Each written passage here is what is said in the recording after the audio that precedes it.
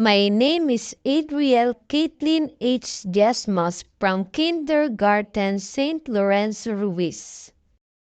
Today is a very special day for us fellow movers as we finish one level of our learning journey and move up to the next level.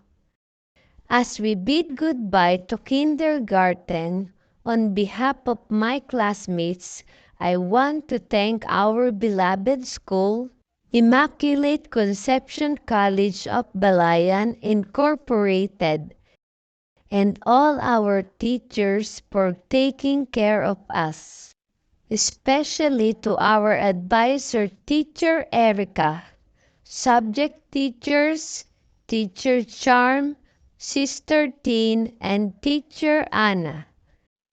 Thank you, teachers, for your love and patience in teaching us.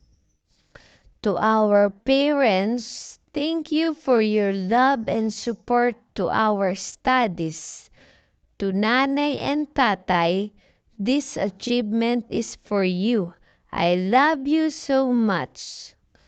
Also, I would like to thank my classmates, my friends, for the joyful experience we shared together. I will never forget our fun memories.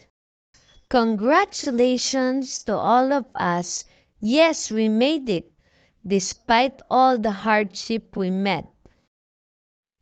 Above all, I want to give glory to our Almighty God, Jesus Christ, for guiding us in our studies.